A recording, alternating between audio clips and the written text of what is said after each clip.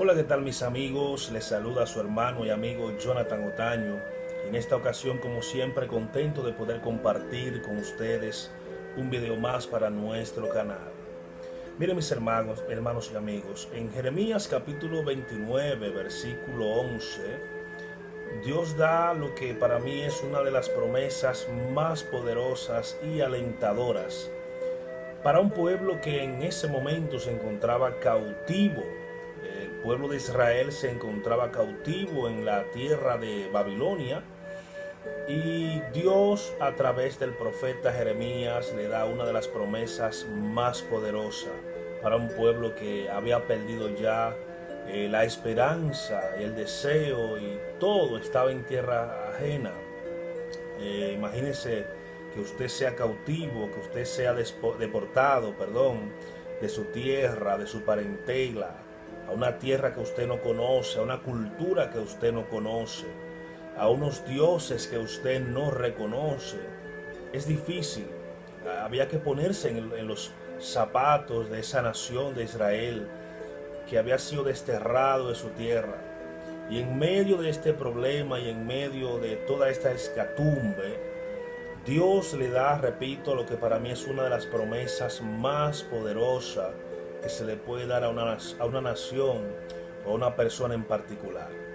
Dios le dice a través del profeta Jeremías: los pensamientos que yo tengo para ustedes son pensamientos de bien y pensamientos no de mal, para darles un futuro y darle una esperanza.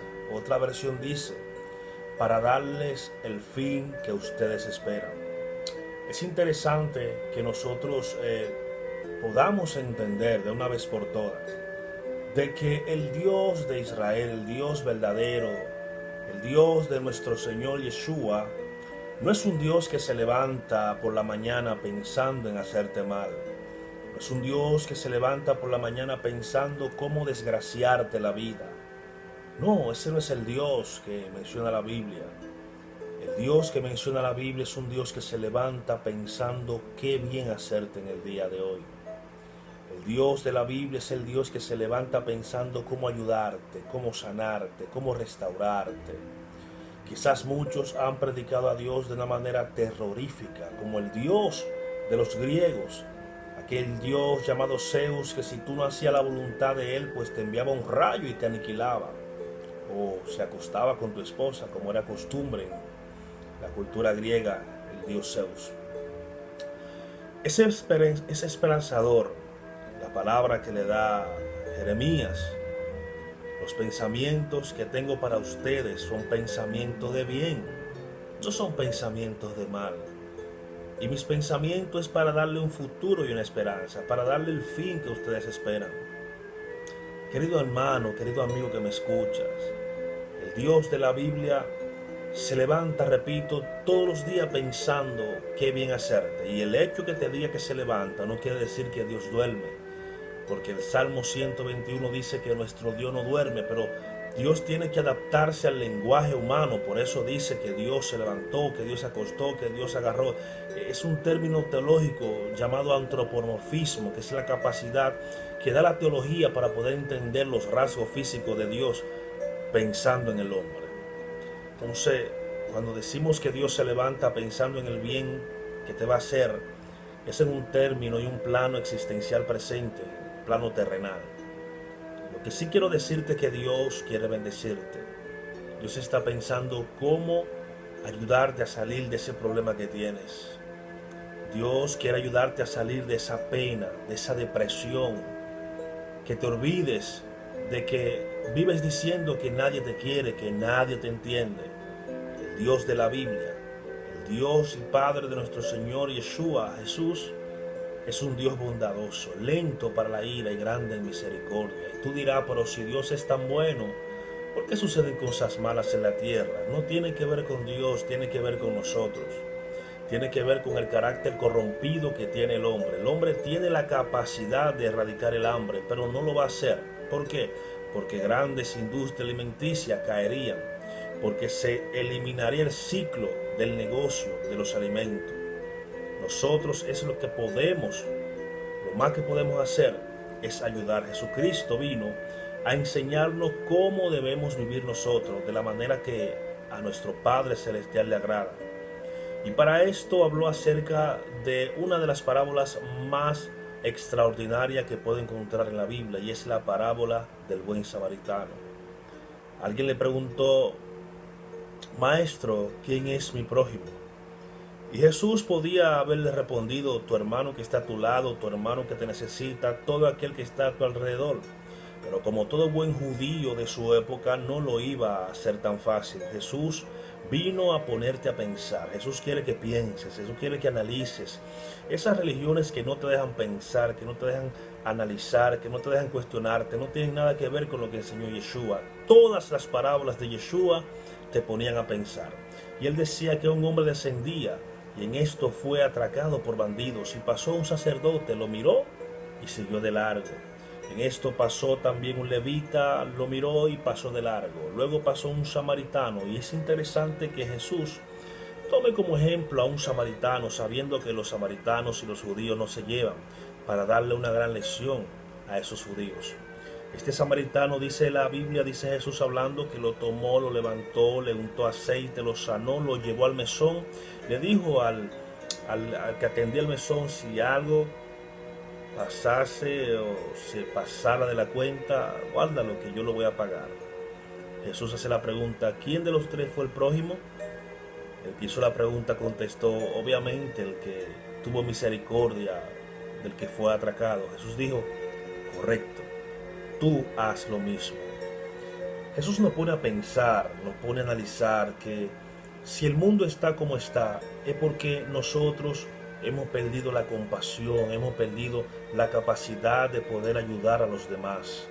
Jesús, su vida fue centrada en ayudar al prójimo, en enseñarnos cómo es la vida que Dios quiere que nosotros vivamos, ayudando al prójimo, no odiando a nadie, comprendiendo que hay personas que tienen tanto problema que canalizan su problema a través de ti, y quizás no quieren ofenderte, pero están tan cargados que descargan su furia, su ira, su frustración contra ti.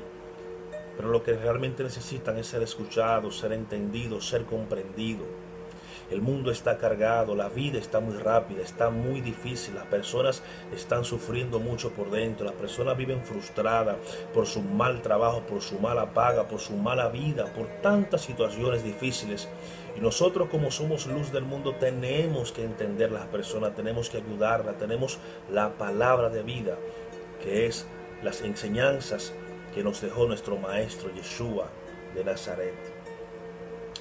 No somos perfectos, cometemos errores, pero tenemos la palabra de Dios, aquella que Jesús dijo en una ocasión, que nos limpia, que nos guía. David decía que es como una lámpara que nos ilumina. Decía también que es como la miel, o más dulce que la miel. Podemos aprender principios bíblicos para tener una vida mejor. Lo que pasa es que la religión ha arropado el Evangelio Santo de Jesucristo, y hemos convertido las enseñanzas del Maestro en una religión más, que está rodeada de dogmas por hombres, por instituciones, por denominaciones que se han adueñado del Evangelio puro y santo que el Maestro vino a traer a esta tierra. Pero volviendo al génesis de esta transmisión, los pensamientos de Dios, mis hermanos y amigos, no son pensamientos de mal, son pensamientos de bien. Dios quiere bendecirte, Dios quiere prosperarte, pero lo primero que Dios quiere hacer con tu vida es restaurarte, es limpiarte del pecado, porque el pecado es lo que ha traído la miseria a este mundo. Todos los males que existen hoy, que existirán mañana, tienen su génesis en el pecado. Por eso, Dios envió a su único Hijo Jesucristo para librarnos del problema principal y más serio que tiene el ser humano, que es el pecado. Si el problema del ser humano, siempre lo he dicho, si el problema del ser humano hubiera sido un problema económico, Dios hubiera enviado un economista. Si el problema del ser humano hubiera sido ministerial, envía un ministro. Si el problema del ser humano hubiera sido matemático, envía un matemático. Si el problema del ser humano hubiera sido poder entender los orígenes del universo, nos envía un científico, pero Dios sabía que el problema principal del ser humano era el pecado. Por eso envió a su Hijo Jesucristo, para que a través de él nosotros podamos ser redimidos de todo pecado y podamos acercarnos a Dios a través de su Hijo Yeshua. Jesús dijo en una ocasión: yo soy el camino, la verdad y la vida. Juan 14:6. Proverbios dice que hay caminos que al hombre le parecen derechos, pero su final es camino de muerte. Jesús dice: yo soy el único camino, la única verdad, la única vida. Y el apóstol Pablo en Hechos capítulo 4 versículo 12 dice una declaración poderosísima, y es que no hay un nombre dado a los hombres en que podamos ser salvos, sino en el poderoso nombre de Cristo Jesús, Señor nuestro.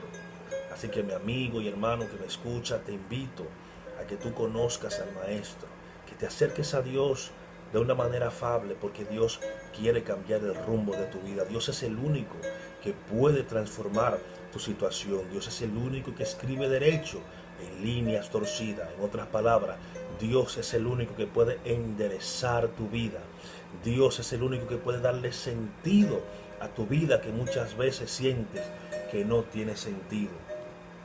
Dios es el único que puede catapultar tu vida de 0 a 100, porque Dios, que te diseñó, que te creó, sabe cuál es el problema principal que tú tienes. Es como cuando Henry Ford creó los autos. Nadie mejor que él, que diseñó los autos, puede saber qué pieza está mal o qué pieza funciona mejor que otra. Dios, que te conoce, Dios que te creó, es el único que puede transformarte, porque a veces ni tú mismo sabes lo que quieres, porque a veces te frustras al saber que no tiene sentido tu vida, que tu vida como que no tiene un inicio, un final, como que tú no le encuentras sentido. Te levantas, trabajas, te acuestas, te levantas, trabajas, te acuestas. Llega un punto donde debes detenerte. Tiene que llegar un punto en tu vida donde tú tienes que decir: pero ven acá, yo creo que yo he nacido para algo más que pagar deudas. Yo creo que yo he nacido para algo más que solamente venir, trabajar, comer y dormir, trabajar y comer. No, Dios te creó con un gran propósito. ¿Sabías esto? Que Dios te creó con un propósito especial, y de la única manera que tú puedes descubrir ese propósito es acercándote a Dios, al que te diseñó, al que te creó, al que te formó. Es el único que puede darle sentido a tu vida. Olvídate de las religiones, olvídate de todas esas cosas que no tienen sentido. Acércate a Dios, empieza a conocer al Eterno, empieza a conocer a aquel que te formó, y vas a entender, te lo aseguro. Te aseguro que vas a entender el propósito de Dios para tu vida. No hay forma de que podamos vivir sin Dios. Es como querer vivir sin aire, es como querer vivir sin agua. Dios es la fuente de toda la vida. Dios es el único que puede transformarte de 0 a 100. Dale la oportunidad a Dios. Dale la oportunidad a Jesús de poder conocer, de acercarte a Él. Dale la oportunidad. Por lo menos una. Si no te gusta, lo deja. Muchos vinieron a Jesús, vieron el producto, no les gustó, se fueron. Pero otros hemos decidido que sin Jesús no tiene sentido la vida. Jesús ha venido a nuestras vidas a transformarnos de adentro hacia afuera, a hacernos entender que fuera de Dios no hay nada. Jesús ha venido a nuestra vida a hacernos entender el génesis de todo esto. Dicen por ahí los sabios que hay 3 preguntas que los filósofos griegos se hacían: ¿quiénes somos? ¿De dónde venimos? ¿Y hacia dónde vamos? El único que ha podido responder esas 3 preguntas se llama Jesucristo, porque nos da el origen de quiénes somos. Nos da carácter al hacernos hijos de Dios. Juan 1:2 nos dio la autoridad de ser llamado hijos de Dios, y nos dio destino, porque sabemos para dónde vamos. Ya sea que vivamos o que morimos, somos de Cristo, decía el apóstol Pablo. Si vivimos, vivimos para Cristo. Si morimos, moriremos con Él. Cuando Cristo vuelva, cuando regrese, seremos resucitados con cuerpos incorruptibles y estaremos, según Tesalonicenses capítulo 4, versículo 16, estaremos siempre con el Maestro. La única garantía de vida eterna es Jesús. Olvídate de esas religiones raras que están diciendo por ahí que sin Jesús podemos canalizar o tener una comunión con Dios. Eso no es así. Eso no es lo que enseñan las Escrituras, porque solamente hay un solo autorizado por Dios que puede ser nuestro mediador. Porque dice las Escrituras en Timoteo, hay un solo Dios, no hay dos, no hay tres. Hay un solo Dios y un solo mediador entre Dios y los hombres, Jesucristo, hombre. No hay más mediadores, señores. Olvídense de eso. No existen, no hay ni ángeles, ni María, ni el Papa. Todos ellos necesitan de Jesús. El Papa, María necesitó de Jesús. Solamente Jesús tiene la autoridad delegada por Dios de ser el único mediador entre Dios y los hombres. Nadie más. Entonces, mi amigo que me escuche, mi hermano, es tiempo de que te acerques a Dios. Es tiempo ya de que vuelvas a Dios. Es tiempo ya de que reconozca que tu vida está vacía. Tienes un buen sueldo, tienes un buen carro, quizás tienes una buena esposa, pero llegas a tu casa y te sientes vacío, desproporcionado, sin propósito, sin metas. Porque el único que puede darle sentido a tu vida es Dios. Hay religiones que dicen que no, que todas las religiones llevan a Dios. La Biblia dice lo contrario. La Biblia dice lo contrario. Y a mí no me preocupa aquellos que no creen en Dios, porque desde el principio hubieron personas que no creyeron en Dios. A mí no me preocupa esas personas que hablan mal de Dios, que difaman a Jesús. Eso a mí no me preocupa. Señores, yo sé que Dios es real, yo sé que Jesús es real. Y yo no voy a perder mi tiempo discutiendo con nadie. Para eso están los apologistas, que tenemos mucho. Personas capacitadas para defender la verdad de Dios. Yo soy de lo que digo que Dios no necesita defenderse. Puede defender la palabra, la verdad se defiende sola. La verdad se defiende sola. Jesús nunca se preocupó para que la gente creyese en Él. No, no, no. Jesús decía, si no creen a mis obras, no van a creer en mí. Mis obras hablan por sí solas. Pero cuando una persona se decide a cegarse y no creer, pues lamentablemente no va a creer ni que venga un ángel. Así que mis hermanos y amigos, acerquémonos confiadamente a Dios, fuente de toda vida, y te aseguro que tu vida cambiará de 0 a 100 para siempre. Dios te bendiga, Dios te guarde. Deseo mucha shalom para tu vida. Que la paz de Dios, que sobrepasa todo entendimiento, esté contigo desde ahora y para siempre. Amén. Shalom.